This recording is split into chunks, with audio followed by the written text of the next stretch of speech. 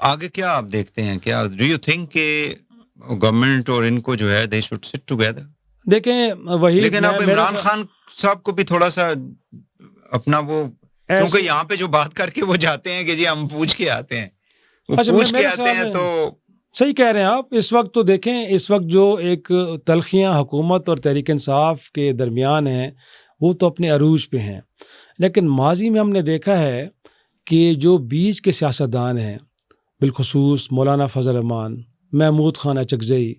اختر مینگل، خود آصف زرداری صاحب بھی، آصف زرداری صاحب اگرچہ ہم کہیں ٹو سم ایکسٹینٹ وہ پارٹ آف گورنمنٹ ہے، وہ بھی ایک فریق ہیں، تو کم از کم جو 3-4 نام میں نے آپ کے سامنے لیے ہیں، یہ تو وہ لوگ ہیں نا کہ جن کو چاہیے کہ اس وقت ریاست بڑی مشکل میں ہے، پاکستان بہت مشکل میں ہے، دونوں طرف سے کشیدگی اور غصہ اپنے عروج پہ ہے، تو اس آگ کو ٹھنڈا کرنے کے لیے ان سیاستدانوں کو آگے بڑھنا چاہیے. اور مجھے بڑا افسوس ہوتا ہے کہ وہ ANP ہو، وہ JUFA ہو، وہ بھی کہہ رہے ہیں ان کو بین. تو میرے خیال میں دیکھیں نا، ایک سینیٹرشپ کے لیے اگر آپ کو ایک بینیفٹ ملے اور اس کی بنیاد پہ آپ اس طرح کی گفتگو کریں، اگر میرے خیال میں سمندر ولی صاحب ڈرائیونگ سیٹ پہ تو ہرگز اس طرح کی گفتگو کرتے جس طرح کی عمل ولی کر رہے ہیں. وہ خود گزرے ہیں اس چیز سے، آپ کو پتہ ہی ہے. جس طرح بلاول کے رویے میں کہیں نہ کہیں میچورٹی نظر آتی ہے، اسی طرح عمل کے بھی رویے میں نظر آتی ہے، کیونکہ ابھی انہوں نے سیاسی سفر وہ طے نہیں کیا، وہ حالات نہیں دیکھے کہ جو آپ کو بڑے دانشمندانہ گفتگو اور فیصلوں کی ایک طرح سے رسپانسبل کرتی ہیں. تو اس وقت بڑے جذباتی ہیں. میں تو پہلے میں تو یہ کہتا ہوں، آپ بھی اس پہ کوئی وہ بتائیں فائنلی کہ ہر ایک جو ہے وہ ایک قدم پیچھے ہٹے آئی تھنک اپنی اسٹیٹڈ پوزیشن سے، تو تب معاملات آئی تھنک کہ بہتر ہوں گے. بالکل. ایک تو یہ جو ایک امپریشن آ رہا ہے نا، ایک جو امپریشن آ رہا ہے وہی جو مجھے لگتا ہے نا کہ جو بار بار ہم تنقید کرتے ہیں تحریک انصاف کی قیادت کے اوپر کہ وہ کیوں کہتی ہے کہ میں سیاستدانوں کے ساتھ، اسٹیبلشمنٹ کے ساتھ بات کرنا چاہتا ہوں، کیا وجہ ہے؟ کوئی اس کے پیچھے نقطہ تو ہوگا. انہیں لگتا ہے کہ سیاستدانوں کے ہاتھ بندھے ہوئے ہیں، نہ تو پیپلز پارٹی کی قیادت اور نہ ہی مسلم لیگ نون کی قیادت کے پاس کوئی اختیار ہے کوئی فیصلہ کرنے کا، کوئی ریلیف دینے کا. تو اگر یہ امپریشن درست ہے تو میرے خیال میں جو تیسرا فریق ہے وہ اس ملک کی اسٹیبلشمنٹ ہے، وہ تھوڑے سے سیاستدانوں کے ہاتھ کھولے،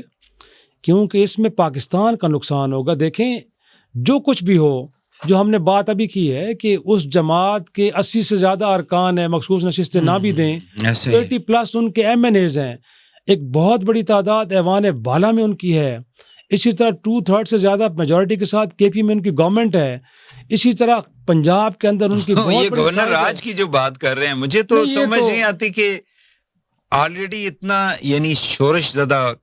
علاقہ ہے، ڈیلی ہم اپنے آفیسرز کی، اپنے جوانوں کی جو ہے نا شہادتیں وہاں پہ دیکھ رہے ہیں، اور اس صورتحال میں بجائے اس کے کہ وہاں پہ کچھ پولیٹیکل چیزیں جو ہو رہی ہیں ان کو تھوڑا سا سٹیبل کریں، ان کو مزید بہتر کریں، آپ وہاں پہ گورنر راج لگا کے آپ مزید پریشر ڈالیں گے، ان اداروں پہ بھی تو پریشر آ جائے گا، یقیناً آئے گا. وہاں پہ انہوں نے سارے راستے بند کر دیے پورے KP کو بیٹھ کے کسی جگہ پہ، تو پھر آپ کیسے؟ وہی ادارے ہیں کہ جو سابق فاٹا نہیں بلکہ اب تو بنو اور ڈیر اسماعیل خان اور لکی جیسے سیٹلڈ ایریا کے اندر ان دہشت گردوں کے خلاف جنگ لڑ رہے ہیں. تو اگر پبلک سپورٹ خدا نخواستہ بالکل زیرو ہو جاتی ہے وہاں پہ، تو آپ کا کیا خیال ہے کہ آپ کا سپاہی وہاں پہ فریلی موو کر سکتے ہیں؟ اور ایک مصیبت کو آپ دعوت دینے جا رہے ہیں. اور جو دوسری بات بڑی امپورٹنٹ ہے وحید، کہ جو وفاق سے یہ امپریشن دیا جا رہا ہے کہ خیبر پختونخوا سے ایک شرپسندوں کا ٹولہ، گویا کہ آپ اس کو ایک ایتھنک لک دے رہے ہیں، کیونکہ آپ یہ کہنا چاہ رہے ہیں کہ پشتون جو ہیں وہ اس ملک کے اوپر حملہ آور ہونے آ رہے ہیں. میرے خیال میں ایک اور خطرناک بات آپ کر رہے ہیں، مسلسل کیے جا رہے ہیں آپ. اور بھائی میرے اس دھرنے کے اندر مظفر آباد سے بھی لوگ آئے ہوئے تھے، مظفر گڑھ سے بھی آئے ہوئے تھے، DG خان سے بھی آئے ہوئے تھے، مری سے بھی آئے ہوئے تھے. تو اگر آپ یہ امپریشن دے رہے ہیں کہ ایک صوبے سے لوگ اٹھے ہیں اور وہ وفاق پہ حملہ آور ہیں، تو ایک اور غلطی کرنے جا رہے ہیں آپ. تو اس امپریشن کو بھی ڈسمینٹل کریں، اس بیانے کو سے بھی پیچھے ہٹیں. اور جو میں نے بات کی ہے کہ اس ملک کے اسٹیبلشمنٹ کو بھی چاہیے کہ سیاستدانوں کو تھوڑی سی اسپیس دے تاکہ آپس میں مل بیٹھیں، کہ جو ہمیں بارہا جب سوال ہوتے بھی ہیں ایکچولی سیاستدان جب دیکھتے ہیں نا کہ ہم بینیفیشری ہیں، تو وہ پتہ نہیں آئی ڈونٹ نو کہ ان کو کیا، مجھے سمجھ یہی کام عمران خان صاحب اپنی حکومت میں کر رہے تھے.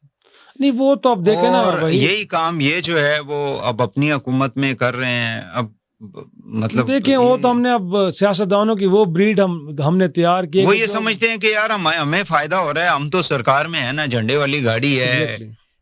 جی، ہم حکومت کے اندر ہیں، ہمیشہ ادھر ہی رہیں گے. تو حالانکہ یہ ایسا ہوتا نہیں ہے. There is always a end to everything. نہیں تو وہ تو دیکھیں نا پرابلم یہ نا کہ یہ بھی ہیبٹ ہم نے ڈالی ہے نا ان کو پاور پالیٹکس کی. ہم نے کہا ہے کہ اگر آپ نے سیاست کرنی ہے تو اس کا مطلب اقتدار ہے, اپوزیشن میں بیٹھ کے خدمت نہیں کی جا سکتی. آپ دیکھیں سرحد کے اس پار گویا کہ 2 ٹرمز بی جے پی اپوزیشن میں بیٹھی رہی, اور اس کے بعد اب تیسری ٹرم ہو گئی ہے کہ وہاں پہ کانگریس اپوزیشن بینچ پہ بیٹھی ہے, لیکن راہل گاندھی کا سانس نہیں اکھڑ رہا, ان کو کوئی پریشانی نہیں ہو رہی, ان کو کوئی خارش شروع نہیں ہوگی کہ کیا ہو رہا ہے کہ ہمیں تو اب 15واں سال چلا جائے گا, 14واں سال چلا جائے گا, ہم اپوزیشن بینچ پہ بیٹھے ہیں. میرے بھائی اپوزیشن بینچوں پہ بیٹھ کے بھی آپ پالیٹکس کر سکتے ہیں, اور پارلیمانی ڈیموکریسی کے اندر جو اپوزیشن ہے وہ شیڈو گورنمنٹ ہوا کرتی ہے. ایسا ہی ہے. اگر آپ نے بیسٹ وے میں ہوم ورک کر کے جو حکومت کی نالائکی ہیں ان کو ایکسپوز کیا اور لوگوں کو ایجوکیٹ کیا تو یقین رکھیں کہ 5 سال کے بعد جو الیکشن ہوگا لوگ آپ کو ووٹ کریں گے. لیکن یہ کام آپ کرنا نہیں چاہتے, آپ گالم گلوچ کرنا چاہتے ہیں, آپ دھرنے دینا چاہتے ہیں, آپ اسٹیٹ کو ڈسٹیبلائز تو کر سکتے ہیں, لیکن یہ جو کام ہے وہ کرنا نہیں چاہ رہے. تو میرے خیال میں سیاستدانوں کو بھی یہ ہیبٹ ترک کرنی پڑے گی کہ کیا ہوا کہ آپ اگر سیاست میں ہیں تو اقتدار میں ہیں تو ٹھیک ہے, ورنہ تو پھر آپ کہتے ہیں کہ جی ہم کسی کو چلنے نہیں دیں گے. اور ساتھ میں جو ایک نیوکلیس ہے, میں سمجھتا ہوں کہ ایک حقیقت ہے اسٹیبلشمنٹ اس ملک کی. اب یہ جو بھی ہم کہیں اپنی ڈیبیٹ میں لے کے آئیں یا نہ لے کے آئیں, اعتراض کریں, لیکن بہرحال اس ساری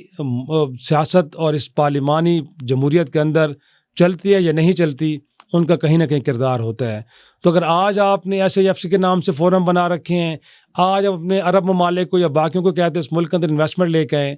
یقین جانیں کہ 2 بنیادی جو شرطیں ہیں, ایک تو ہے ملک کے اندر پولیٹیکل اسٹیبلٹی اور دوسرا ہے لا اینڈ آرڈر. باقیوں کو چھوڑ دیں. اگر یہ 2 آپ میک شور نہیں کر پائیں گے تو خدا کی قسم آپ جتنے بڑے فورم بنا لیں اس ملک کے اندر, اگر آپ اسٹیٹس پہ نظر ڈالیں تو اس ملک کے جو اپنا لوکل انویسٹر ہے وہ بھی دبئی میں, وہ تھائی لینڈ میں, بنگلہ دیش میں, کہیں اور جگہ انویسٹمنٹ تو کر رہا ہے, اس ملک کے اندر انویسٹمنٹ کرنے کے لیے تیار نہیں ہے.